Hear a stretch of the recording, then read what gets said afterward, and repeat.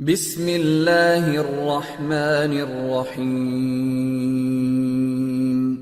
رب زدنی علما وسع ربي كل شيء علما أفلا تتذكرون بسم اللہ الرحمن الرحیم الحمدللہ رب العالمین والصلاة والسلام علی سید الاولین والآخرین وعلی آلہ واصحابہ اجمعین ومن تبعہم بإحسان الی یوم الدین اما بعد۔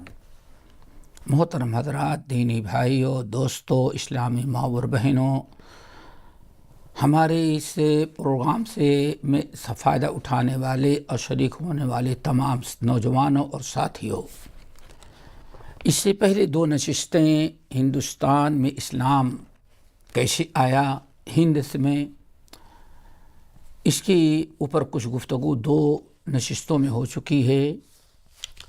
آج انشاءاللہ اسی سلسلے کی 2 باتیں مزید آپ کے سامنے رکھیں گے۔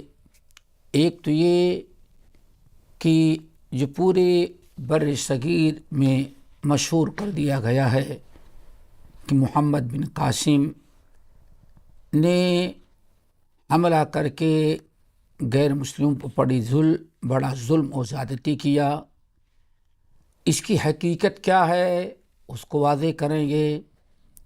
اور دوسری چیز جس پر انشاءاللہ ہم گفتگو کرنے کی کوشش کریں گے اختصاراً، وہ یہ ہے کہ مسلمان جب تک ہندوستان میں تھے، مغربی ہندوستان کی بات ہو رہی ہے، اس وقت کے راجا مہاراجا اور عمومی طور پر ہندوؤں کے ساتھ ان کے کیا روابط اور کیسے تعلقات تھے، یہ 2 چیزیں آج آپ کے سامنے ہم رکھیں گے انشاءاللہ۔ اللہ تعالیٰ سے مدد کے طلبگار ہیں کہ اللہ تعالیٰ ہمیں توفیق دے اور آپ حضرات کے سامنے کچھ باتیں رکھ سکیں۔ پہلی بات محمد بن قاسم کی، تو اس کے لیے پچھلی نشستوں میں آپ سن چکے ہیں، ضروری ہے اس پر ایک نگاہ ڈالنا کہ نبی علیہ السلام کے زمانے ہی میں سری لنکا وغیرہ کے لوگوں میں اسلام پھیل گیا تھا، اور ابو بکر صدیق، عمر بن الخطاب رضی اللہ تعالی عنہما کے عہد خلافت میں بھی اسلام بڑی تیزی کے ساتھ عرب تجار اور اس کے بعد دعات کے ساتھ بڑی تیزی سے پھیلتا رہا۔ یہ تقریباً آپ سمجھیں کہ 65 ہجری تک، 65 ہجری تک مسلمان ان ساحلی علاقوں میں بڑے امن و امان اور سکون کی زندگی گزارتے تھے۔ سجستان، مکران، سندھ سے لے کر کے ساؤتھ انڈیا، بالکل سری لنکا وغیرہ تک مسلمان بڑی کثیر تعداد میں اپنی تجارت، دعوت و تبلیغ، اپنے کاروبار بڑے امن و امان اور سکون کے ساتھ کر رہے تھے۔ کسی بادشاہ کو کوئی اعتراض، کسی ہندو کو، کسی غیر مسلم کو کوئی اعتراض نہیں تھا، اور بڑے ہی امن و امان اور سکون کی زندگی گزار رہے تھے۔ اور سری لنکا سے لے کر کے مکران اور سندھ تک، سجستان، یہ جتنے ساحلی علاقے مسلمان جو کنارے کنارے آباد تھے، لاکھوں کی آبادی تھی، اور یہ مسلمان اپنے آپ کو بغداد اور دمشق، یہ 2 خلافتیں جو تھی عمر بن عبدالعزیز رحمۃ اللہ علیہ کی حکومت اموی، پھر اس کے بعد عباسی، اس پورے دور میں یہ مسلمان جو تھے اپنے آپ کو مسلم حکومت کا ایک حصہ بنا رکھے تھے۔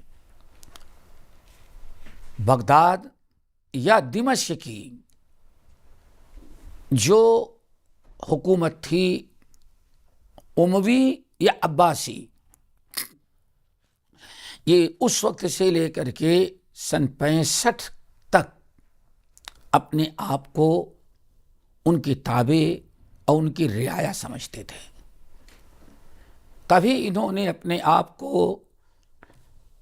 بغداد یا دمشق یا یوں کہیں جو اسلامی خلافت عرب میں تھی اس سے انہوں نے کبھی اپنے آپ کو الگ نہیں کیا تھا. انہی کو حصہ سمجھتے تھے، انہی کے تابع رہتے تھے اور انہی کے سامنے اپنی آئی ہوئی سیاسی ضرورتیں پیش ہوتی تھیں. یوں سمجھیں کہ اموی اور عباسی خلافت یہ مغرب سے لے کر کے ساؤتھ تک اس ساحلی کوسٹل علاقہ جو ہے یہ پورا عرب حکومت کے تابع ہوتا تھا. یہاں تک کہ اسی بادشاہ کو اپنا بادشاہ سمجھتے تھے، اس کا ایک حصہ سمجھتے تھے اور جمعے کے خطبے میں، عیدین کے خطبے میں انہی اسی خلیفہ کا ذکر کرتے جو چاہے اموی خلیفہ ہو دمشق کے پائے تخت پر یا عباسی ہو بغداد کے پائے تخت پر. یہ چل رہا تھا. سن 65 ہجری کے بعد جب مروان بن حکم خلیفہ بنا تو عمان کے بڑے قبائل اور وہاں پوری حکومت ان کی تھی. 2 بھائی تھے عمان کے قبیلے بنو اسامہ کے 2 شخص، دونوں سگے بھائی تھے. یہ بڑے ہی مدبر سیاسی تھے اور یہ باقاعدہ اسلامی حکومت کے تابع زندگی گزارتے تھے، لیکن دونوں تھے بڑے شاطر. انہوں نے بہت ساری فتوحات حاصل کی. آخر میں ان میں 2 بھائی تھے، ایک معاویہ بن حارثہ اور ایک محمد بن حارث. یہ 2 بھائی تھے، معاویہ بن حارث اور محمد بن حارث. یہ اللافی قبیلے سے ان کا تعلق تھا. یہ دونوں مل کر کے دھیرے دھیرے سندھ وغیرہ پر اس ساحلی علاقے میں جو مسلمان ہندوستان میں موجود تھے ان میں گھس کر کے انہوں نے بغاوت کرنا چاہا. یہ سب سے پہلا اختلاف تھا. انہوں نے بغاوت اس انداز سے کیا کہ تقریباً 65 سے لے کر کے 79 تک ان دونوں بھائیوں نے مرکزی حکومت بغداد سے بغاوت کر کے ایک بہت بڑا طبقہ اپنا ہموار کر لیا کہ ہمیں عرب کی حکومت یا بغداد کی حکومت کے ساتھ ہمیں نہیں رہنا ہے. 25 سے 69 یعنی 79 تک انہوں نے بہت بڑا کام کیا اور بڑی محنت کی. مکران، سندھ، سجستان یہ جو ملتے ہوئے علاقے تھے اس پر انہوں نے بڑی محنت کیا. مروان بن حکم اور اس کے بعد انتقال کے بعد عبد الملک بن مروان، ان دونوں نے بہت کوشش کی لیکن بغاوت دبا نہیں سکے.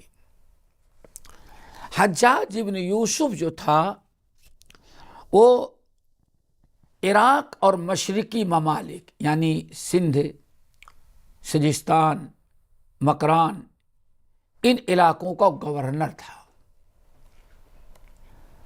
اموی حکام کی طرف سے حجاج ابن یوسف ان علاقوں کا گورنر تھا.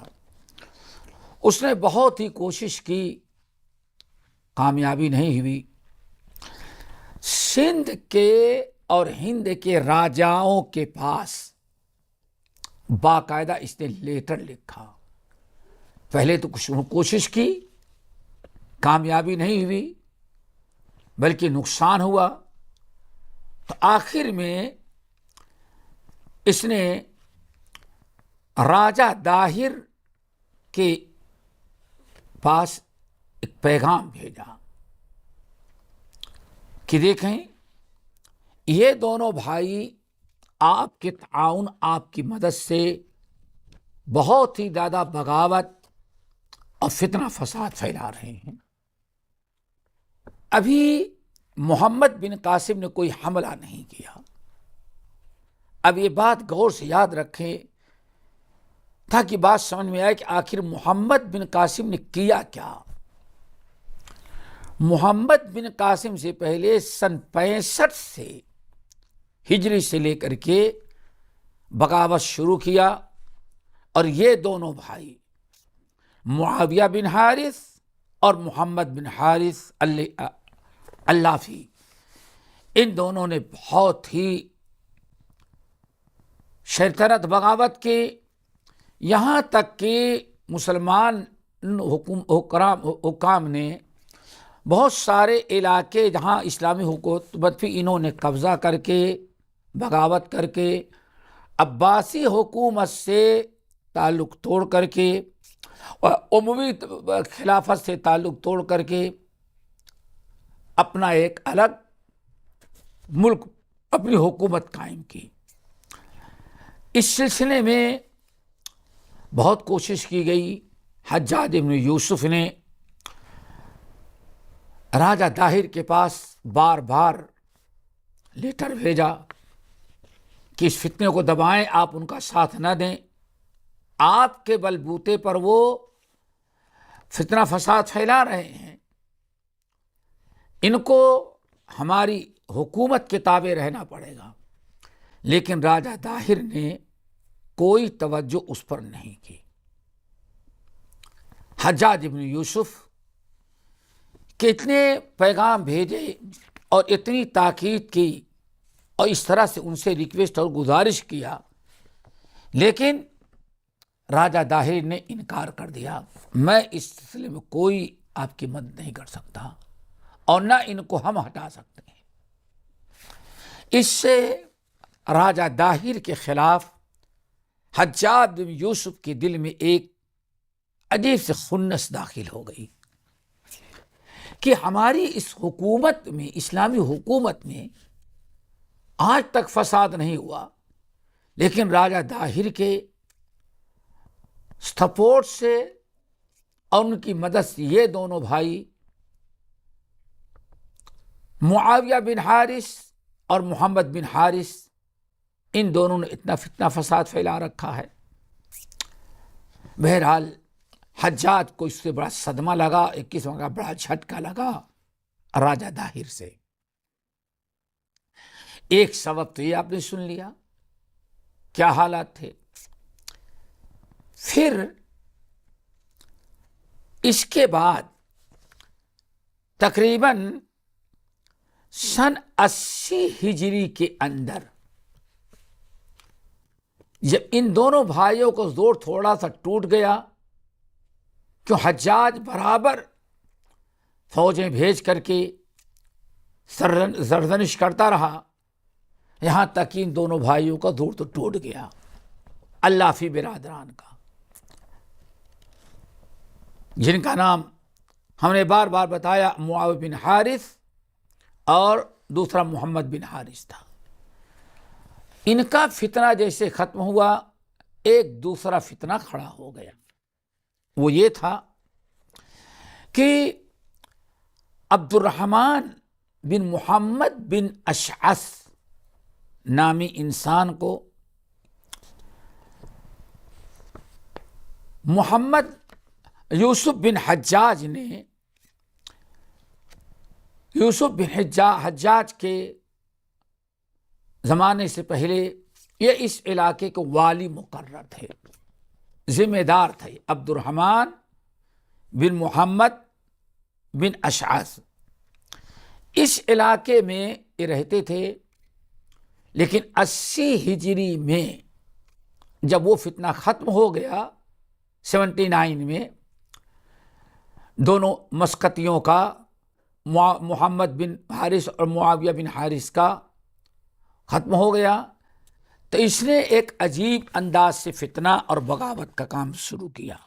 عبد الرحمن بن محمد بن اشعث نے، اس نے ایک پروپگنڈا اور کچھ حقائق، کچھ گڑھی ہوئی باتیں ہی حجاج بن یوسف کے مظالم کا بہانہ بنا کر کے اس نے سندھ کے علاقے یا یہ پورا علاقہ مکران سے لے کر کے مہاراشٹر اور آگے تک، جو آج تک حجاج بن یوسف اور اموی حکومت کے زیر نگی تھے، تابع تھے، اس نے عبد الرحمن بن محمد بن اشعث، اس نے بڑے ہنگامے کیے۔ اس نے دو کام کیے۔ نمبر ایک، بغداد عرب کے حجاج بن یوسف کے مخالفین کو اس نے اکٹھا کرنا شروع کیا اور سب کو سندھ بلانا چاہا، اور ان کو رغبت دلائی کہ وہاں بڑے مظالم ہوتے ہیں، وہاں حکومت بہت خلاف ورزی کر رہی ہے اور تم ان کا مقابلہ نہیں کر سکتے، تمہارا وہاں رہنا جائز نہیں، تم چلے آؤ ہندوستان، ہند چلے آؤ، سندھ آ جاؤ۔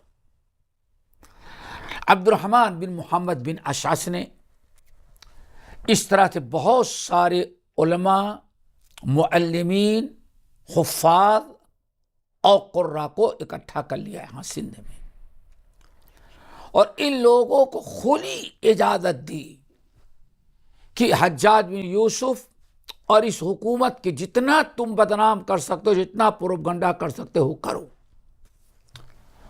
اس طرح سے ایک فتنہ یہ نہایت خطرناک شروع ہو گیا، اور اس دور میں جب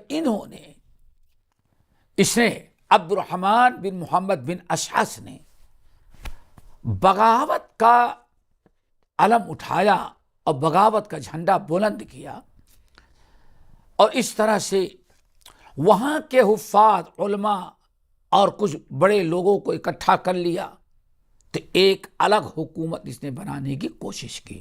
عبد الرحمن بن محمد بن اشعث نے ایک اپنی حکومت قائم کرنا چاہا، اور بغاوت اس نے کیا مرکزی حکومت سے۔ اور اس سلسلے میں سب سے مشکل چیز یہ کہ اس نے جب بغاوت کا علم اٹھایا تو اس طرح کے چھوٹے چھوٹے راجا مہاراجا تو بہت کم، لیکن راجا داہر نے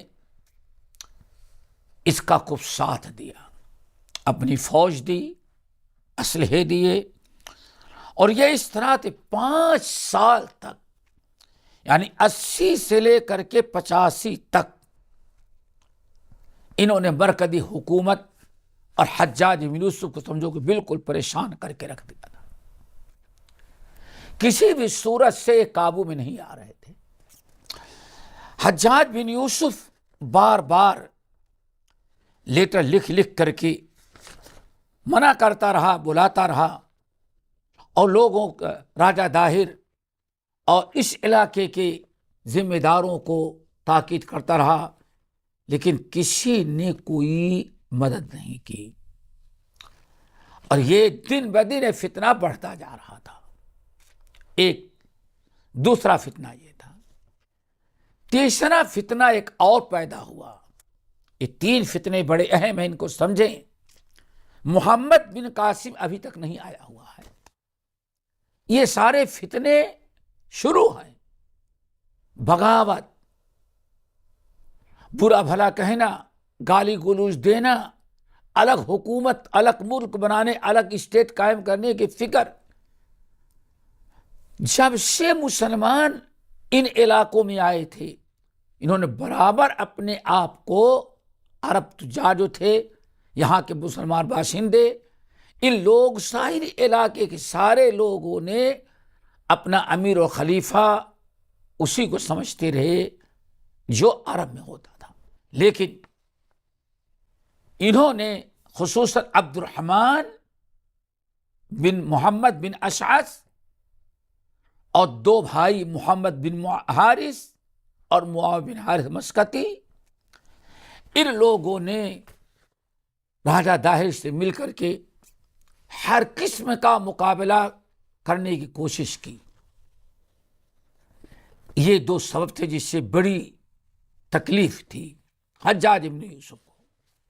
اسی اثنا میں ایک تیسرا حادثہ اور پیدا ہو گیا، وہ بھی سننے کے لائق ہے۔ ساؤتھ انڈیا میں خصوصاً سری لنکا اور اس کے قرب و جوار میں جو عرب تجار ایک عرصے سے اپنے بزنس، اپنے کاروبار کو پھیلایا تھا اور وہیں بود باش اختیار کر لی تھی، وہاں شادیاں کی تھیں، کچھ اپنی بیویاں عرب سے لے کے آئے تھے، وہیں مکان بنا کر کے اسی علاقے کے لوگ بالکل آباد باشندے بن گئے تھے۔ ایک عرب تاجر کا انتقال ہو گیا، وہیں اس کی تجہیز تکفین کی گئی، اس کی ایک بیوی تھی، بیوہ تھی، کئی بچیاں تھیں، کچھ اور اس طرح سے پریشان حال۔ عرب کے بیوی بچے اور تھے، راجہ وہاں کا برابر ان کا خیال رکھتا رہا، پاس پڑوس کے ہندو سب کے سب ان کا لحاظ رکھتے تھے، بڑی عزت کی نگاہ سے دیکھتے تھے۔ لیکن ایک مرتبہ وہاں کے راجہ نے اس بیوہ عورت اور یتیم بچیوں سے پوچھا کہ آپ لوگ یہاں رہنا چاہتے ہیں تو آپ کے رہنے سہنے کے سارا انتظام ہم یہاں کر دیتے ہیں، اور اگر آپ لوگ اپنے آبائی وطن عرب جانا چاہتے ہیں تو کوئی بات نہیں، ہم اس کا بھی انتظام کر دیتے ہیں۔ راجہ نے جب یہ تجویز پیش کی سری لنکا کے بادشاہ نے اور اس کے قرب و جوار کے لوگوں نے، تو بہت ہی زیادہ بیوہ خوش ہو گئی، بچیاں بڑی خوش ہو گئیں۔ وجہ یہ تھی، بیوہ سوچتی ہمارا میکہ وہیں رہ گیا ہے، بچیاں سوچتی ہمارے دادا اور دادا ہمارے خاندان کے لوگ وہیں ہیں، ہمارے چچا ہمارے رشتہ دار قرابت دار ہوں گے۔ تو بیوہ نے بھی اور بچیوں نے بھی کہا کہ ہمیں یہی زیادہ پسند ہے کہ آپ مجھے وہاں بھیجوا دیں ہمیں۔ جب عورتوں نے، بیوہ نے اور اس کی بچیوں نے اور کچھ اور لوگ جو آنا چاہتے تھے، انہوں نے رغبت ظاہر کی اپنے وطن واپس آنے کی، تو راجہ نے اپنی شاہی کشتیاں دیں، ان لوگوں کو بیٹھایا بڑی عزت کے ساتھ اور ان کو تحفے تحائف دیے، اور ان کے سارے ساز و سامان اور ضروریات دی، اور اپنے سرکاری باغبان کشتی چلانے والے ناخدا اور کچھ پہرے دار، تاکہ بچیاں شرافت کے ساتھ جائیں، اس طرح سے سب کچھ تیار کر دیا اور اپنی شاہی کشتی پہ ان لوگوں کو بیٹھایا، اور ساتھ ہی ساتھ حجاج ابن یوسف کے لیے بھی بہت سارے شاہی تحفے تحائف، بہت سارے گفٹ رکھا۔ ان عورتوں سے کہا یہ تم لوگوں کا ہے اور یہ خلیفہ کو پتہ حجاج بن یوسف کو دے دینا۔ کشتیاں چلی، لیکن کشتیاں راستے میں چلتے ہوئے محافظین کے ساتھ تھیں، ہوا مخالف سمت ہوئی، بیچ سمندر سے جب مکران اور سندھ کے قریب پہنچے تو طوفان نے کشتیوں کا رخ موڑ دیا. اب سیدھے جانے کے بجائے رائٹ ان کی کشتیاں مڑ گئیں، اور اس قدر طوفان تھا کہ کسی بھی صورت سے کشتی سیدھے جانے کے لائق نہیں تھی. اور وہ کشتیاں کوششوں کے باوجود، جو کشتی چلانے والا تھا ناخدا، بہت کوشش کیا، لیکن مرد بڑھتا گیا. جوں دوا کی طوفان برابر اس کو سندھ کے ساحلی علاقے کی طرف موجیں پھینکتی رہی، یہاں تک کہ اتنے قریب آ گئی کہ جو ایک عام آزاد راستہ تھا سمندر کا، موجوں نے اس سے دائیں طرف اتنے دور پھینک دیا کہ وہاں سندھ کا علاقہ، راجہ داہر کا علاقہ شروع ہو جاتا تھا. جب یہ کشتیاں دور سے نظر آئیں تو راجہ داہر کے ڈاکوؤں نے، یہ کہیں اس علاقے کے سندھ کے ڈاکوؤں نے، اپنی کشتیوں کو لے کر کے دوڑے. بحری ڈاکو تھے، اور آ کر کے ان کشتیوں کو جو حجاج بن یوسف کے پاس اور سری لنکا کے راجا نے جو یتیم بچیوں اور بیوہ کو لے کر کے بھیجا تھا، ان کشتیوں کو ڈاکو نے چاروں طرف سے گھیر لیا اور لے کر کے آئے.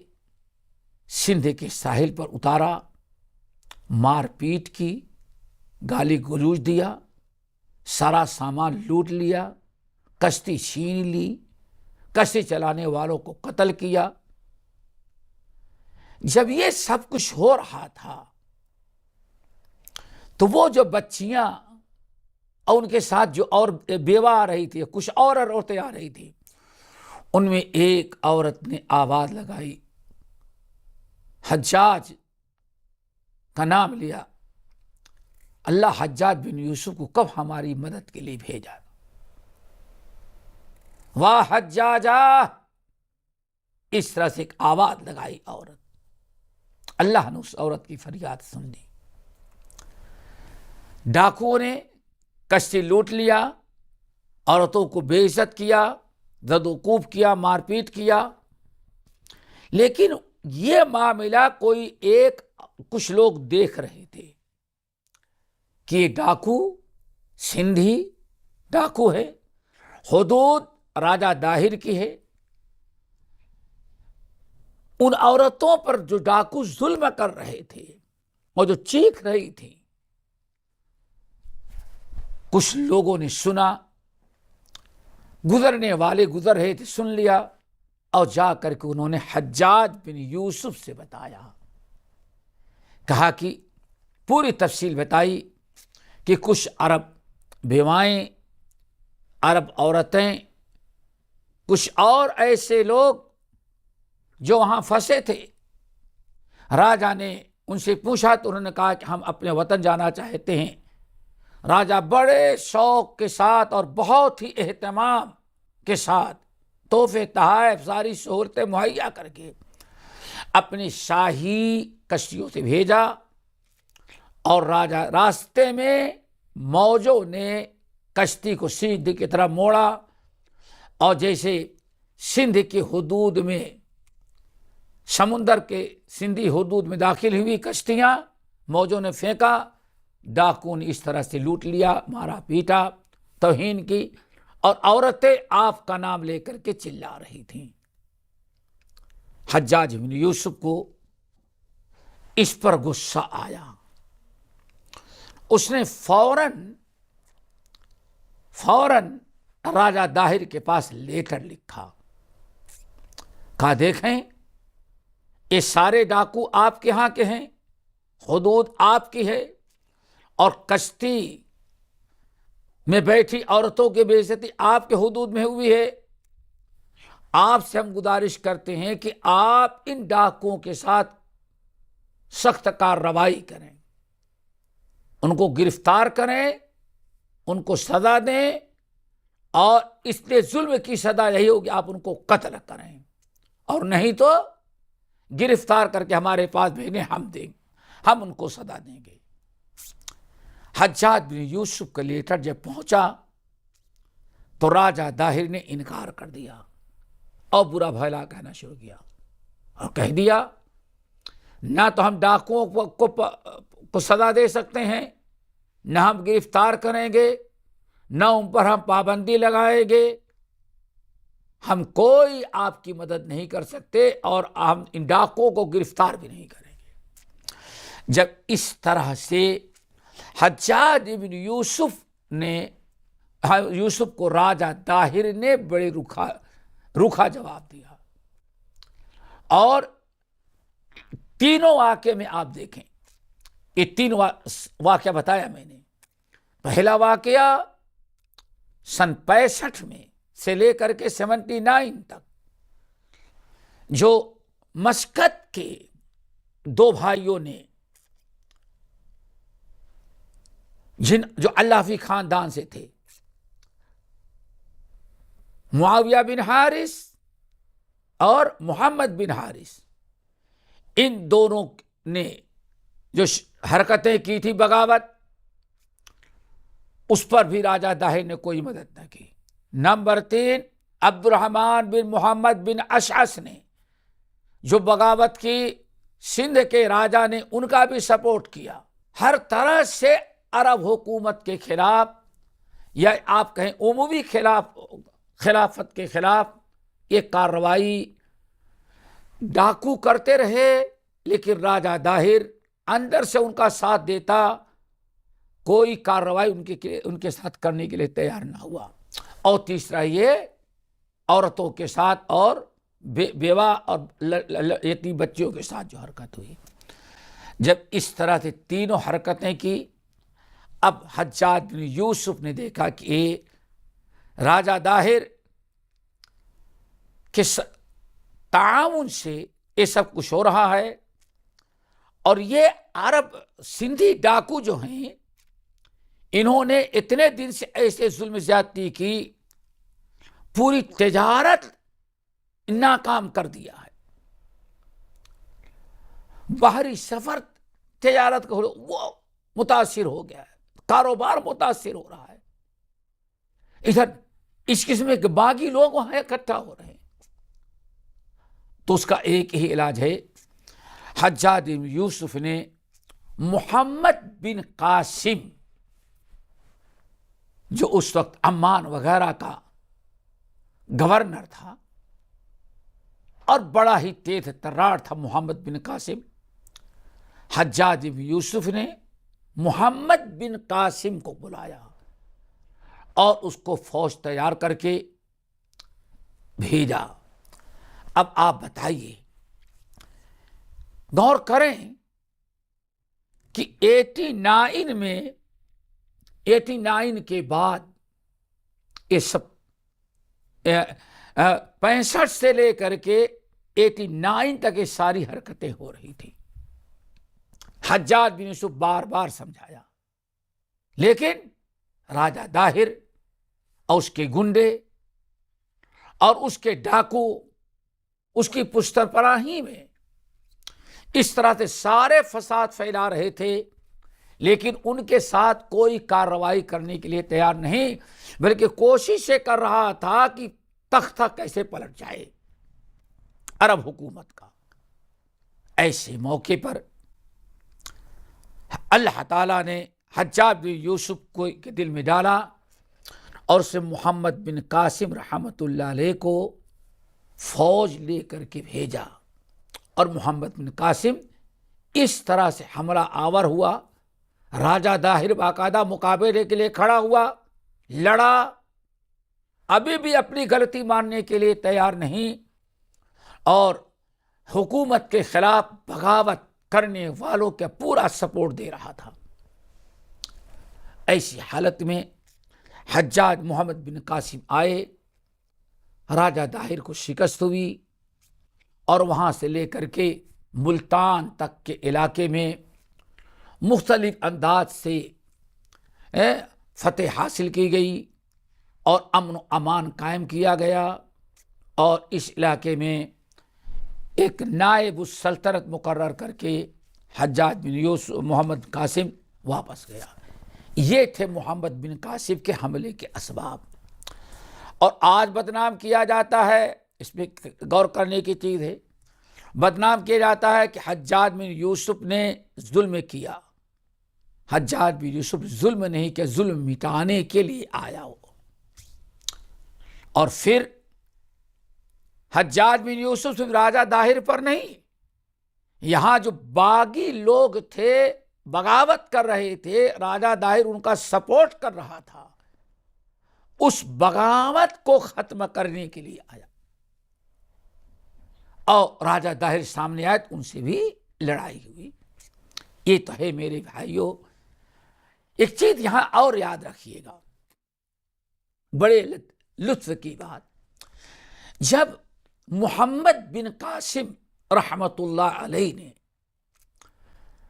ڈاکوؤں کا پیچھا کیا کہ ڈاکوؤں کو ختم کر کے یہ تجارتی راستہ اور عام مسافروں کو جو راستہ باہری راستہ ہے اس کا وہ امن و امان کا راستہ ہو جائے، فتنہ فساد، جنگ جدال، قتل و غارت، خونریزی ختم ہو جائے، جب محمد بن قاسم نے اس طرح سے وہاں رہ کر کے ڈاکوؤں کو پیچھا کیا، ان کے اڈے معلوم کرنے لگے، تو کچھ ایسی مندریں ملی۔ یہ بھی بہت لطف کی بات ہے، کہتے ہیں مندر توڑا، مندر توڑا، مندر توڑا۔ انشاءاللہ ممکن ہے ہم نارتھ میں اسلام کیسے آیا اس پر انشاءاللہ اگلی نشست میں ہم گفتگو کریں گے تو بتائیں گے مندر کب توڑا۔ کوئی مسلمان حکومت کبھی مندر توڑے ہی نہیں، ناممکنات میں سے اسلام نے اجازت ہی نہیں دی ہے، کیوں توڑیں گے ہم؟ جس کی تفصیل انشاءاللہ آئندہ ہم بتائیں گے۔ ابھی محمد بن قاسم کے بارے میں گفتگو ہو رہی ہے۔ جب انہوں نے محمد بن قاسم نے اپنے مخصوص ساتھیوں کے ساتھ سندھ میں قیام کر کے ڈاکوؤں کا پیچھا کیا، تو کچھ ایسے ڈاکوؤں کے اڈے ملے کہ ڈاکو اپنے حفاظت کے لیے اس کو مندر کی شکل دے رکھی تھی۔ مندر نہیں تھی، کوئی پنڈت پوجا کرنے والا نہیں تھا، بس ڈاکو وہاں آ کر کے رہتے تاکہ لوگ سمجھے سنیاسی لوگ ہیں، حالانکہ وہ ڈاکو تھے۔ وہ مندر نہیں تھا، ڈاکوؤں کا ٹھکانہ تھا۔ ایسے بہت سارے اڈے ملے جو برائے نام لوگوں کو، عوام کو دھوکہ دینے کے لیے وہ مندر کی شکل دیے تھے، حالانکہ مندر نہیں تھے، وہ ڈاکوؤں کا اڈا ہوتا تھا۔ اللہ اکبر۔ میں محمد بن قاسم نے ایسے بھی کچھ اڈے پائے جو مندر کے نام پر عرب سندھی ڈاکوؤں نے اپنا ٹھکانہ بنا رکھا تھا، اور لوگوں کا اعتماد نہیں یہ حاصل کرنا چاہتے۔ بڑا شریف لوگ، بڑے شریف لوگ یہاں آباد ہیں، شریف لوگ نہیں تھے، وہ نمبری ڈاکو تھے۔ اپنی سیفٹی کے لیے لوگوں سے اپنے آپ کو محفوظ رکھنے کے لیے اپنے ٹھکانے کو مندر کہہ دیا کرتے تھے، ورنہ کوئی مندر جہاں ہندو عبادت کر رہا ہو، صحیح ہندو اپنے مذہب کے مطابق غیر اللہ کی پوجا کر رہے ہوں، کبھی ایسا نہیں ہوا کہ ہم محمد بن قاسم نے ایسی جو مندروں کو توڑ کر کے مسجد بنایا، نہیں، مندر نہیں تھا، ڈاکوؤں کے اڈے تھے۔ محمد بن قاسم نے ایسے کئی جگہیں پائی، تو محمد بن قاسم نے ان اڈوں کو ختم کیا اور وہاں مسجد تعمیر کی، کیونکہ مسلمان وہاں آباد تھے۔ یہ تو محمد بن قاسم کے واقعے کی تفصیل ہے۔ یہ 3 اسباب پر یاد رکھیں، یہ 3 اسباب تھے جس کی وجہ سے محمد بن قاسم کو حجاج بن یوسف نے راجہ داہر سے لڑنے پر مجبور کیا، تاکہ فتنہ فساد اور یہ بغاوت ختم ہو جائے۔ اس کے بعد دوستو ایک اور چیز ہم آپ کے سامنے رکھیں، وہ یہ کہ آخر ذرا دیکھیں جب مسلمان اپنے اس علاقوں میں موجود تھے اور مسلم حکومتیں تھیں، ہر مسلمان اپنے آپ کو ہندو راجا مہاراجا کی رعایا سمجھنے کے بجائے یہ سمجھتے تھے کیوں یہ پورا تعلق عرب حکومت سے ہے ساحلی علاقوں پر۔ اس وقت دیکھنا ہے کہ مسلمان کس پوزیشن میں تھے اور مسلمان کس قدر عزت کی زندگی گزارتے تھے، اور ہندوؤں کے ساتھ یا غیر مسلموں کے ساتھ ان کے کیا رویے، ان کے کیا طریقے تھے، اس پر تھوڑی سی گفتگو آپ کے سامنے کرنا بہت ہی مناسب ہوگا، بڑی ضروری ہے تاکہ غلط فہمی دور ہو۔ الحمدللہ مسلمان اپنی امانت، اپنی دیانت، اپنے تقوی، اپنے پرہیزگاری کی بنا پر ہر دل عزیز قوم سمجھی جاتی تھی۔ کہتے ہیں یہ پورا مغرب کا حصہ، یہاں راجا بلہرا کہا جاتا ہے، یہ سوراشٹر جس کو کہتے تھے، یہ سورت ہے بھڑوچ ہے، بالکل چلے جائے ادھر چیمور بامبے تھانہ تک، کہتے ہیں نہایت باوقار تھا۔ 4 بادشاہ بڑے سمجھے جاتے تھے، ان میں تیسرے نمبر کا سب سے بڑا بادشاہ دنیا کے تھا۔ اس کے بارے میں آتا ہے، ذرا دیکھیں، سلیمان نامی تاجر ہیں عرب کے، عرب کا تاجر مسلمان جس کا نام سلیمان ہے، جو برابر اس علاقے میں اپنا تجارت کرتا تھا اور یہاں رہتا تھا۔ اس نے ایک بات نقل کی ہے سلیمان نے یہاں کے راجاؤں مہاراجاؤں اور راجا بلہرا کے بارے میں، کہا کہ اس علاقے کے جو راجا ہیں مسلمانوں کے، ہم لوگوں کی اتنی عزت کرتا ہے، اس قدر محبت کرتا ہے، تکریم و تعظیم کرتا ہے، اچھا سمجھتا ہے۔ کہتے ہیں کہ اس خاندان کے جو راجا ہوتے تھے بلہرا کے، ان کی عمریں بڑی لمبی ہوتی تھی، صحت بڑی اچھی ہوتی تھی۔ کہتے ہیں 50 سال تک ایک راجا حکومت کرتا تھا، اللہ اکبر، صحت و تندرستی کے ساتھ 50 سال تک تب بیٹھ کے حکومت کرتا تھا۔ لوگوں نے اس سے پوچھا، بھائی اتنی بڑی بر صغیر میں آپ لوگ اتنے دن تک کیسے زندہ رہتے ہیں؟ تو اس نے بڑی اچھی بات کہی، کہا کہ چونکہ ہمارے ہاں عرب مسلمان آباد ہیں، یعنی وہ یہ کہنا چاہتا کہ ہماری حکومت میں، ہماری مال میں، ہماری سلطنت میں، ہمارے یہاں پیداوار میں، ہماری زندگی میں جو برکت ہو رہی ہے، اس برکت کا سبب یہ عرب تجار ہیں۔ اللہ اکبر، اس قدر مسلمانوں کو اچھی نگاہ سے دیکھا جاتا تھا۔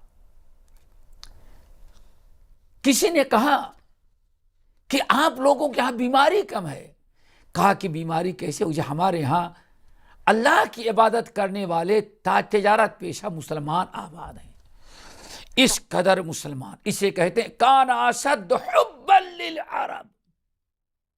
کہتے ہیں راجا بلہرا سوراشٹر گجرات کا، کہتے ہیں پوری دنیا میں سب سے زیادہ محبت کرتا تھا تو عرب کے مسلمانوں سے کرتا تھا۔ اس کو یقین تھا کہ ہماری ملک میں بغاوت نہیں کوئی کرتا، ہماری کوئی حکومت نہیں چھیننا چاہتا، ہمارا کوئی لڑائی نہیں ہوتی۔ اگر لوگ پوچھتے تو کہتے اس کا سبب صرف ایک ہے کہ ہمارے ملک میں یہ عرب مسلمان آ کے تجارت کرنے والے آباد ہیں، یہ نماز پڑھتے ہیں، روزہ رکھتے ہیں، قرآن کی تلاوت کرتے ہیں، رو رو کے رب سے دعائیں کرتے ہیں، تو ان کی برکت سے ہم لوگ 50 سال تک، 100 سال، 90 سال تک، 120 سال تک ہمارے ہاں اتنے لمبی عمر پاتا ہے انسان۔ یہ ایک بہت بڑی دلیل ہے کہ مسلمانوں نے بڑا اچھا کردار اپنا رکھا تھا. اسی لیے آئیں کہا جاتا ہے، بڑی عجیب سی بات ہے دوستوں، سننے کے لائق، کہ عرب مسلمان، عرب تجار یا عرب دعات جو آ کر کے، یہ مغربی علاقے کی بات ہو رہی، سندھ ہے، مکران، سندھ، گجرات، مہاراشٹر، بامبے، یہ مغربی علاقے میں جو مسلمان آ کر کے آباد تھے، ان کو ہر قسم کی عزت دی جاتی تھی. ان کی امانت داری، ان کے اخلاق، ان کے کردار، ان کے چال چلن کو دیکھ کر کے غیر مسلمین ایک نعمت اور رحمت سمجھتے تھے. اسی لیے بہت ساری واقعات ایسے ہیں کہ وہاں کی موجودہ ہندو راجا جو ہوتا تھا، جب قانون بناتا اپنے ملک کا، تو کہتا یہ سارے قانون جو ہمارے ہندو مذہب کے مطابق ہیں، مسلمان ہمارے یہاں جو آباد ہیں ان کو اس قانون سے آزاد رکھا گیا ہے. یعنی یہاں تک دوسرے لفظوں میں کہیں، ہندو راجا مہاراجا مسلمانوں کو اپنے دین اور ایمان اور اسلام پر عمل کرنے کی کھلی آزادی دیتے تھے، کوئی روک ٹوک نہیں ہوتی تھی، اور کہتے ہیں ان کی وجہ سے برکت ہوتی ہے. ایک بڑی عجیب سی چیز کہا جاتا ہے، جہود کوتاہ، یہ نام یاد رکھیں، جہود کوتاہ کہتے ہیں عرب کے کشتی چلانے والوں میں سب سے بڑا ماہر انسان یہ تھا. کوتاہ، جہود کوتاہ ایک بہت بڑا کشتی چلانے والا سمجھا تھا اور بڑا ماہر تھا، اس کی بڑی شہرت تھی. ایک مرتبہ راجا جو تھا، اس نے اپنے دربار میں، جو راجا ہوتے تھے اس علاقے میں، سال میں، مہینے میں اس طرح سے پروگرام رکھتے تھے کہ رعایا دربار میں آتی تھی، ایک ساتھ بیٹھ جائے، اور اس وقت راجا اپنی سے لوگوں سے پوچھتا تھا رعایا سے کیا تکلیف ہے، کیا ضرورت ہے، اس قسم باتیں کرتا تھا. ایک مرتبہ راجا نے مشیروں کا اجتماع کیا کہ جتنے مشیرے ہیں وہ سب آئیں، اپنی اپنی تکلیف، اپنی اپنی ضرورت، اپنی اپنی پریشانی کیا ہے وہ رکھیں. بہرحال اعلان کیا گیا. ایک بڑے سے ہال میں، محل کے اندر، جتنے مشیرے چاہے ہندو تھے یا مسلمان تھے، سب اکٹھا ہوئے.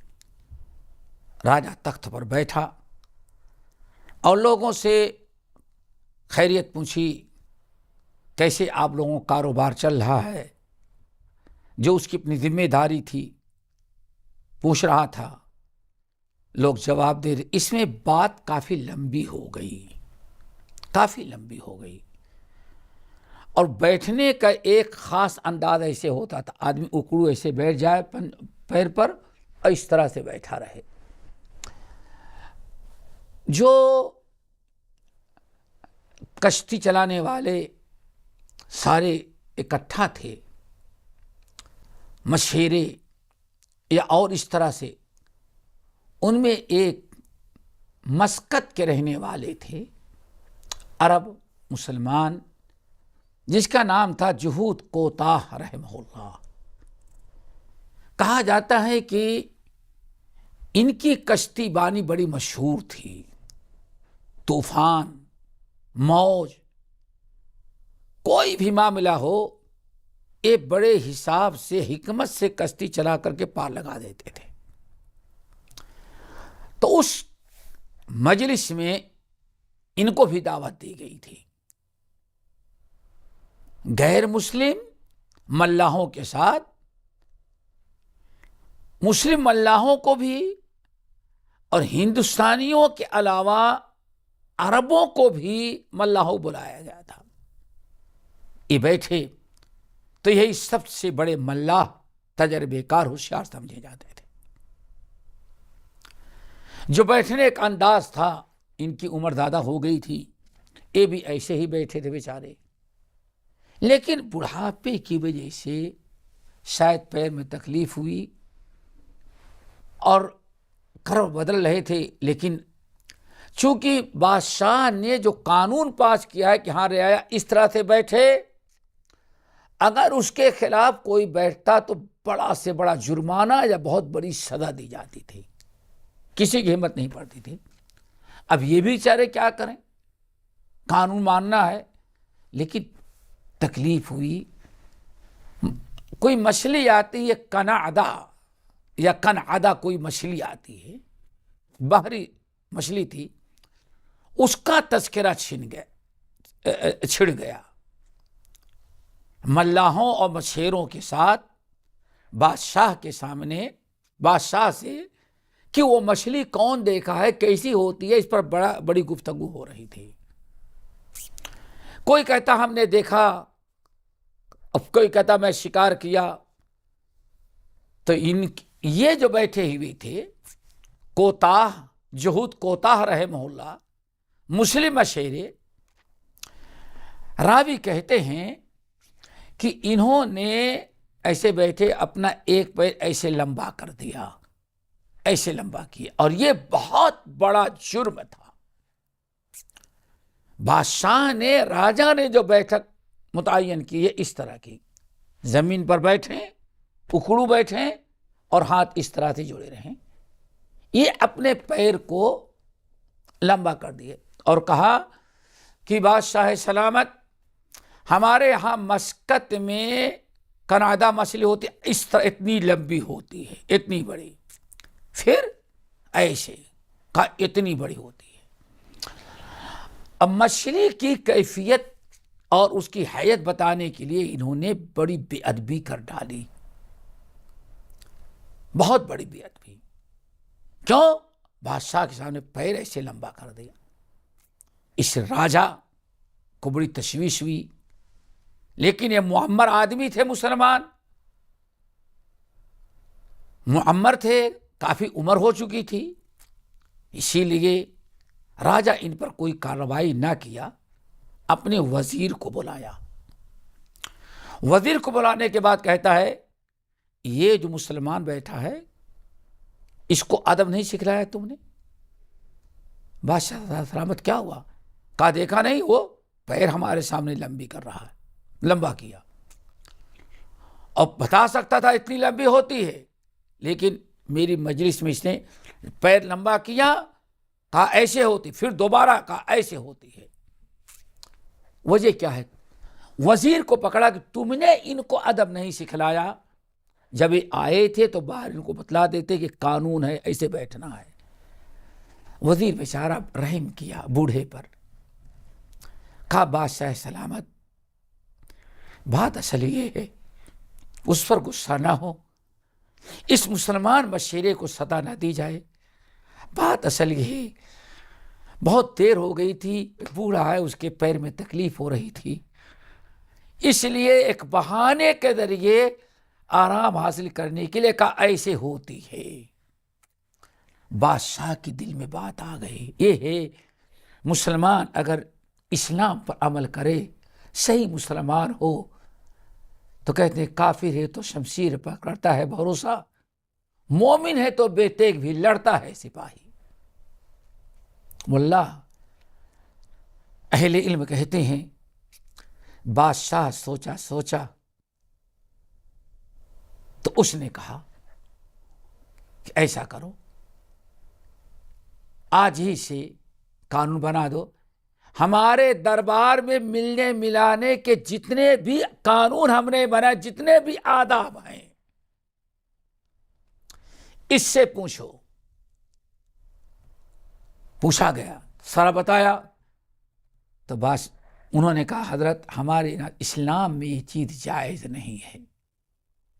دیکھیں، بادشاہ ہو، ہندو ہو، حکومت ہندو ہو، ملک ہندو ہو، مجلس ہندو کی ہو، دربار ہندو راجا کا ہو، ایک مسلمان نے صاف کہا حضرت بات اصل یہ ہے کہ ہمارے یہاں اسلام میں اس طرح سے کسی کے سامنے بندگی کے طور بیٹھنا جائز نہیں۔ بادشاہ فوراً کھڑا ہوا اور قانون بدل دیا اپنے ملک کے، ایک مسلمان کی اسلامی تعلیم کی پابندی کی بنا پر اللہ اکبر اس نے اپنے ملک کا قانون بدل دیا، کہا کہ جتنے قانون بنائے جاتے ہیں صرف ہندو اس کے پابند ہو گے، مسلمان اس کا پابند نہیں ہوگا، کیوں؟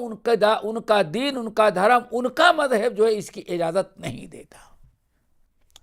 اس واقعے کو نقل کرنے کے بعد اہل علم کہتے ہیں اس سے اندازہ لگتا ہے کہ مسلمان اپنے ایمان، اپنے اخلاق، اپنی امانت داری اور اپنے گفتار اور کردار کے ذریعے شریعت کی پابندی کے بنا پر غیروں کے دلوں میں کس طرح سے اپنی محبت پیدا کر رکھی تھی۔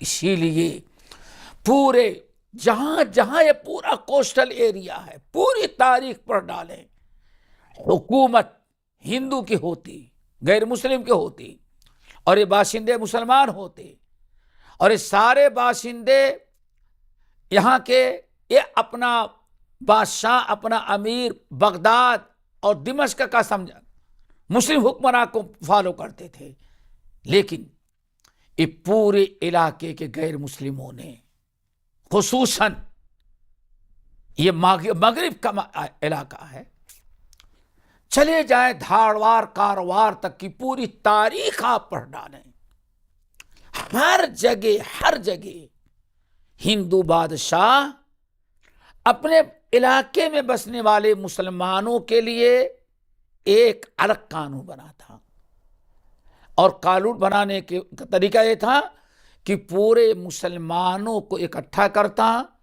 کیوں؟ جیسے جھگڑے، لڑائی، لین دین کے معاملات ہندوؤں میں ہوتے ہیں ویسے مسلمانوں میں ہوتا ہے، تو اب مسلمانوں کے قانون الگ اور غیروں کے قانون الگ۔ بادشاہ کرتا کیا تھا؟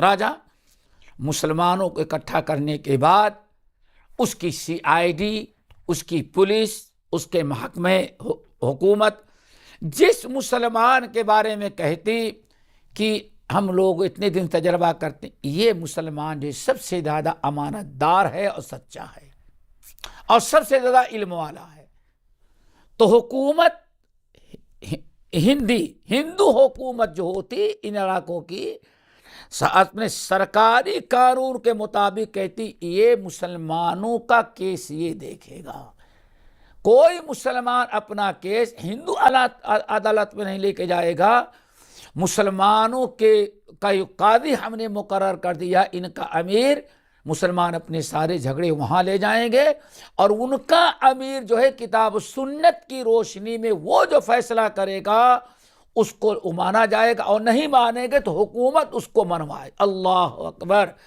یعنی مسلمانوں نے اپنے گفتار، اپنے کردار کی وجہ سے، اپنی امانت اور دیانت کی بنا پر ایسا اپنا ایک ریکارڈ بنا رکھا تھا کہ ہندو راجہ، ہندو پولیس بھی مسلمانوں کو اسلامی قانون کی پابندی کرنے پر مجبور کرتی تھی۔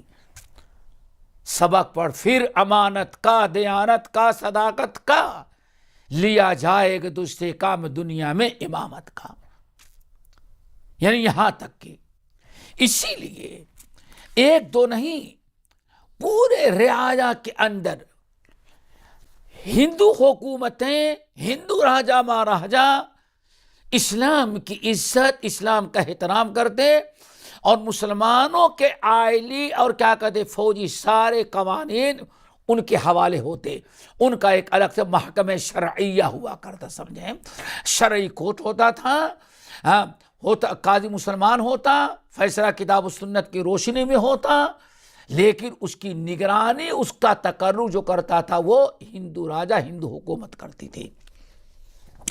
اس سلسلے میں اسی لیے ایک چیز بہت ہی اہم ہے جو آپ حضرات کے سامنے رکھ دینا ضروری ہے۔ دیکھیں الحمدللہ مسلمانوں کسی گفتار کردار کی بنا پر ہندوستان کے اندر یہ داستان اس لیے بتا دے رہا ہوں، یہ مغربی علاقوں کی بات ہے. دیکھیں، الحمدللہ ثم الحمدللہ، یہ اس لیے اس کو یاد رکھیں کہ کبھی کسی کو زبردستی طاقت کے ذریعے کسی کو کلمہ نہیں پڑھایا جاتا، یا کسی کو لالچ دلا کر کے روپیہ پیسہ دے کر کے اس کو مسلمان نہیں بنایا جاتا. یہ جھوٹا پروپگنڈا ہے. اگر کوئی پیسہ لے کر کے مسلمان، اس کو اسلام مسلمان سمجھتا ہے ہی نہیں. چنانچہ یہ مسلمان جب ہندوستان میں آئے، ابھی اس سے پہلے جو واقعہ بتایا وہ سامنے رکھیں. ہندو چاہے راجا ہوں، مہاراجا ہوں، پڑھے لکھے ہوں، جاہل ہوں، مالدار ہوں، اچھی پوسٹ پر ہوں، کوئی بھی ہوں، اسلام کی خوبیاں دیکھ کر کے ایک مزدور قسم کا آدمی مسلمان ہوتا تھا، پڑھا لکھا بھی ہوتا تھا، جاہل بھی ہوتا تھا، اور راجا مہاراجا بھی مسلمان ہوتے تھے. چنانچہ چند کے نام کہا جاتا ہے عصفان یا عصفان، یہ سندھ وغیرہ سے آگے بڑھے سیجستان ہے اور کشمیر، اس بارڈر میں ایک جگہ ہے عصفان یا عصفان کہتے ہیں لوگ. وہاں کا راجا ہندو. راجا کو کیا پڑھیے، فوج اس کے پاس، پولیس اس کے پاس، طاقت اس کے پاس، پیسہ اس کے پاس، ملک اس کا ہے، اس پر کون جبر ڈال سکتا ہے. راجا تھا، بڑا سنجیدہ، پڑھا لکھا تھا، سمجھدار تھا. بہت بڑے بڑے اس کے پاس پنڈت تھے، اور کچھ مسلمان تجار بھی وہاں تجارت کرتے تھے. راجا بڑی آزادی کے ساتھ مسلمانوں کو تجارت کا حکم دیتا تھا. ہوا یہ، اصل میں جو یاد رکھنے کی ہے، سمجھنے کی ہم سب کے لیے، راجا ہندو تھا، اس کا اکلوتا بیٹا تھا، بیمار پڑ گیا، اور بیمار پڑ جانے کے بعد دن بدن اس کی حالت خراب ہوتی گئی. مندر کے مہنتوں اور پجاریوں کو بلایا، اور بہت پیسہ خرچ کرتا تھا پنڈتوں پر، اور مندر چلانے میں بہت پیسہ خرچ کرتا تھا راجا. ان کو بلایا، کہا دیکھو یہ میرا بیٹا بہت بیمار ہے، بہت سیریس ہے، جا کر کے مندر میں بتوں سے کہو کہ میرے بیٹے کو، تم لوگ جا کے اس سے کہو، دعا کرو کہ ہمارے بیٹے کو اچھا کر دے. پنڈت گئے، سواری دی بادشاہ نے، گئے، اور آدھے گھنٹے پون گھنٹے کے بعد لوٹ کر کے آئے. راجا سے کہا بس بادشاہ سلامت، خوش ہو جائیں، ہم نے دعا کی، انہوں نے بات مان لیا، آپ کا بیٹا اچھا ہو جائے گا. بادشاہ بھی خوش. لیکن 3 ہی دن کے بعد بیٹا مر گیا. اب بادشاہ کا بیٹا، راجا کا بیٹا مر گیا. اب وہ سارے پنڈتوں کو بلایا، مندر کو والوں کو بلایا، کہا تم لوگوں نے تو ہمیں اطلاع دی تھی کہ ہاں ان مورتیوں نے قبول کر لیا ہے، وعدہ کر لیا ہے کہ آپ کا بیٹا اچھا ہو جائے گا، میرا بیٹا تو مر گیا. اب وہ سب خاموش، کیا کہتے.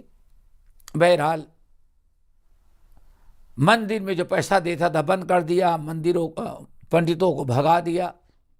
اب وہ بیچارہ بادشاہ بہت غمزدہ تھے، غمزدہ بیٹھا ہوا ہے.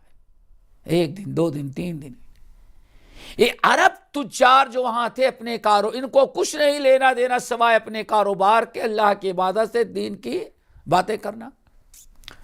کسی نے کہا یہ بڑے اچھے لوگ ہیں، ان کو بلاؤ. آئے، جو تجار تھے مسلمان، عرب تاجر آئے، راجا نے ان کے سامنے رکھا، اور پھر جو وعدہ خلافی ہوئی، سارے پنڈتوں نے کہا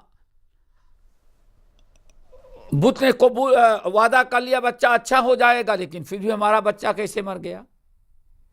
تو ان مسلمانوں نے راجا کو سمجھایا، حضرت یہ سب جھوٹ بات ہے، یہ مورتیاں جو رکھی ہوئی ہیں، یہ مورتیاں کس نے بنایا ہے؟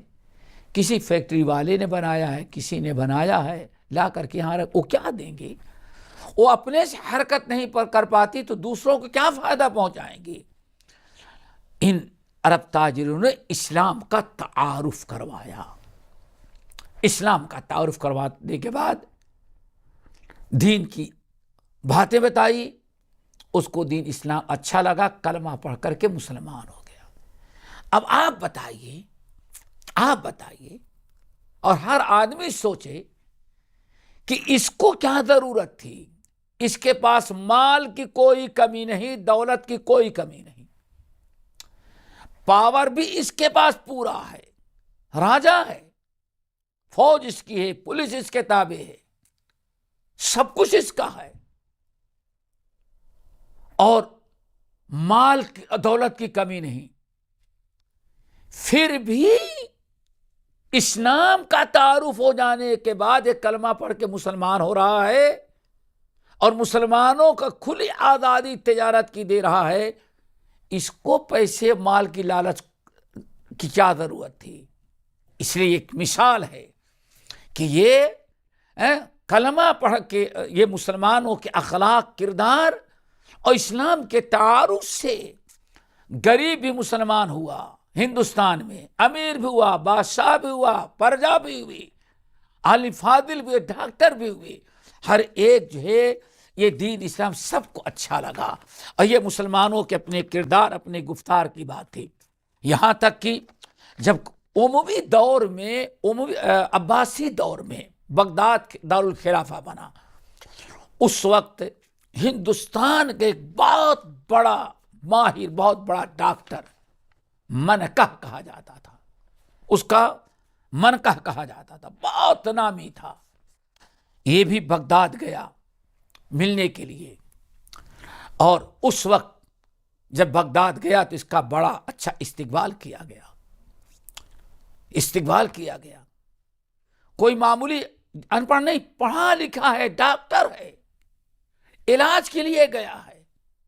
وہاں جو وزارت الصحہ نے ایک ادارہ قائم کیا تھا کہ بہترین سے بہترین علاج کی جائے، دوائی ایجاد کی جائے، ہندوستان سے ہندو ڈاکٹر منکہ آیا ہے بغداد، وہاں اسلامی کلچر دیکھا، مسلمانوں سے ملا، مسلمان ہو گیا، اور عالم بھی بنا، ڈاکٹر بھی ہے، پیسہ بھی ہے، سب کچھ ہے۔ اس کے مسلمان ہونے کے لیے کون سا دباؤ تھا؟ کوئی دباؤ نہیں۔ اسلام اپنی خوبی، اسلام اپنے اخلاق کی برکت سے عام ہوتا ہے، وہ نہ پیسہ دے کے کبھی غیر مسلم کو مسلمان بنانا، نہ اسلام اجازت دیتا ہے، نہ ایسے لوگوں کو مسلمان سمجھتا ہے، بلکہ ایک بڑی عجیب غریب مثال ہی ہے۔ یہ منکہ حاکم جو تھا، ڈاکٹر، بڑا ماہر، علم حاصل کیا، قرآن پڑھا، حدیث سیکھی، پڑھا لکھا بھی ہو گیا، ڈاکٹر بھی ہے، بغداد کا سب سے بڑا ڈاکٹر ہے، اور عربی سیکھا تاکہ ہندی حکمت کا ترجمہ عربی میں کرے، کوئی کمی نہیں تھی، کوئی جبر نہیں تھا، لیکن وہاں آیا تو مسلمان ہو گیا، اور مسلمان بھی وہ بنا تھا کیسے؟ جو بڑے بڑے مسائل حل کرتا تھا۔ کہتے ہیں اسی لیے اس کے دربار میں ایک مرتبہ کسی نے قرآن کا درس دینا شروع کیا، اور یہ بیٹھا تھا منکہ، ڈاکٹر منکہ بیٹھا ہوا تھا۔ اس زمانے میں ڈاکٹر نہیں کہتے تھے، حکیم کہتے تھے، طبیب کہتے تھے، حکیم بیٹھا ہوا تھا۔ یہ درس ہوا، اور درس میں افلا ينظرون الى الابل كيف خلقت، اس آیت کی تفسیر کی گئی، ایک انسان وہاں بیٹھا ہوا تھا، وہ بھی ہندوستانی ہی تھا، غیر مسلم تھا، وہاں بیٹھا ہوا تھا. اس نے کہا لو یرى الفیل، اگر اونٹ کی ہاتھی کی تشبیہ دیتا تو کیا مشکل تھی. قرآن نے کہا افلا ينظرون الى الابل کیف خلقت، یہ لوگ دیکھتے نہیں اونٹ کو کہ اللہ نے اونٹ کو کس طرح سے پیدا کیا ہے. تو وہ ہندو جو تھا وہاں بیٹھا ہوا، اس نے مجلس میں کہا ارے اونٹ سے زیادہ عجیب چیز تو ہاتھی، ہاتھی کی تشبیہ کیوں نہیں دی اللہ تعالیٰ نے. قرآن پہ اعتراض کیا، اونٹ کو کھڑا کرو ہاتھی کو، تو اونٹ سے زیادہ عجیب قسم کی صورت اور شکل تو یہ ہاتھی رکھتا ہے. یہ بڑا، کچھ لوگ بہت غصے میں آ گئے کہ قرآن پہ اعتراض کرتا ہے، بڑے گرم ہو گئے وہاں لوگ. لیکن وہی ہندوستانی طبیب ڈاکٹر منکا، جو ڈاکٹری کے ساتھ اسلام لایا تو عالم بھی بنا، اٹھ کر کے کھڑا ہوا، کہا لوگوں غصہ نہ ہو، ہم اس کو سمجھاتے ہیں. کتنی پیاری بات سمجھائی.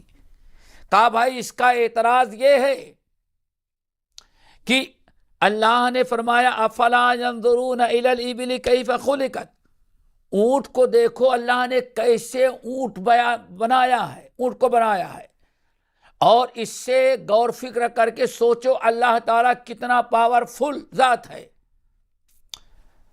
اور یہ بیچارہ ہاتھی کے بارے میں کہہ رہا ہے.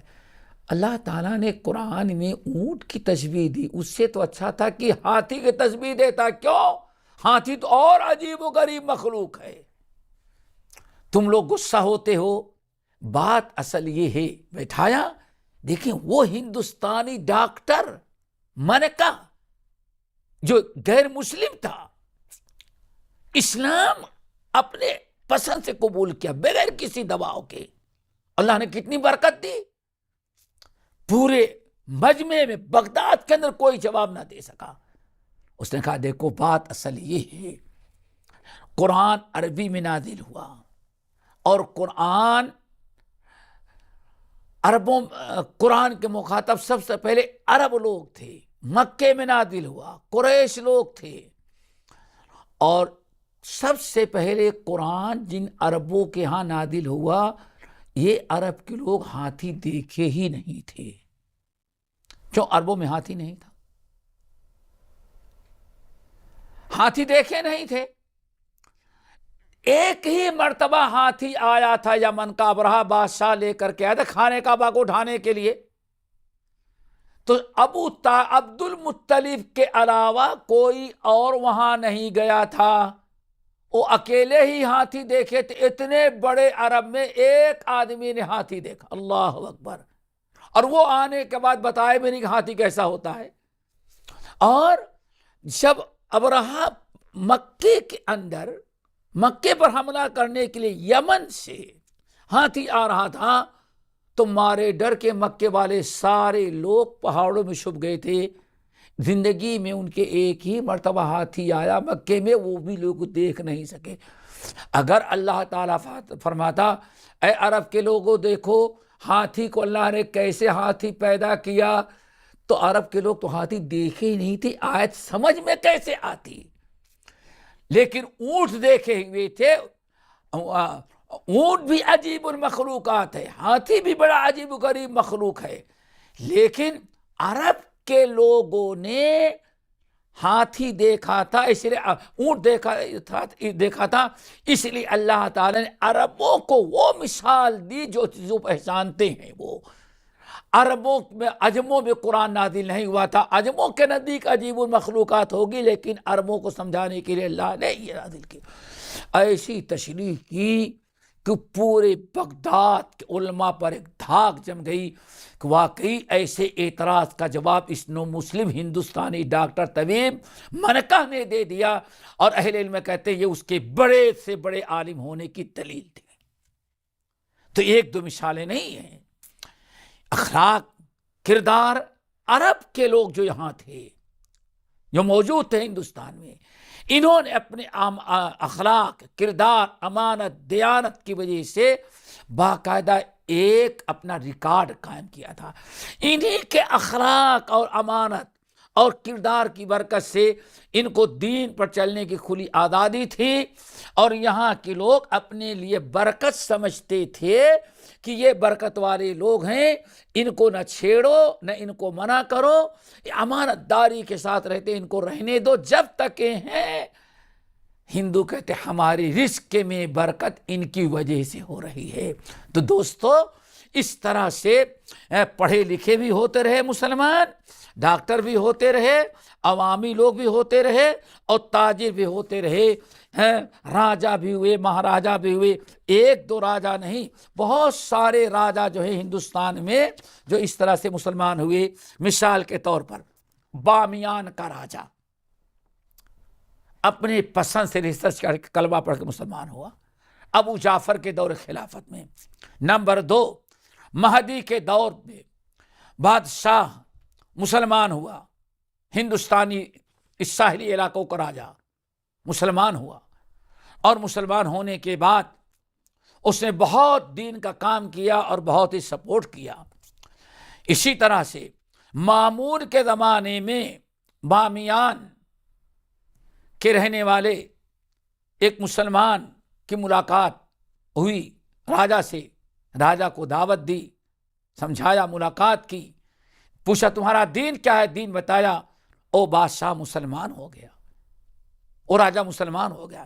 اسی طرح سے ایک دو نہیں، بہت سارے لوگ کہتے ہیں تبت کا راجہ کوئی اس کو ضرورت نہیں.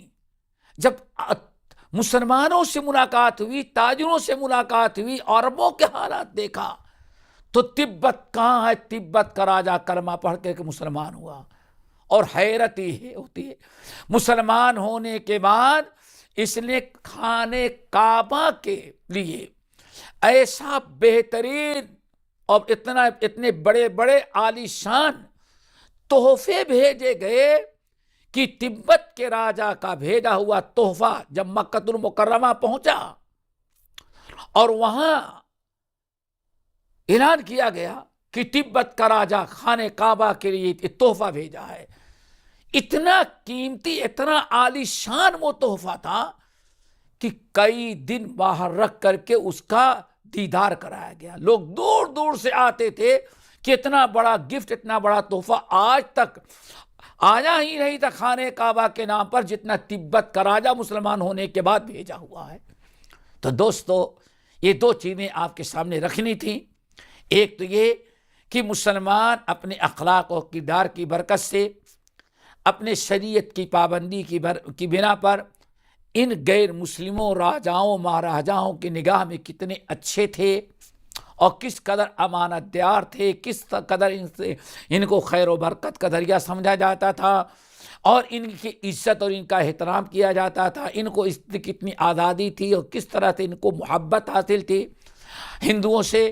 ایک تو یہ، دوسرے کہ محمد بن قاسم نے جو حملہ کیا تھا، اس حملے کے اصل اسباب 3 تھے جس کو آپ حضرات نے سنا. ایسا نہیں کہ ہاں چلا آیا تھا ہندو راجہ کو قتل کر کے حکومت بنانے کے لیے، نہیں.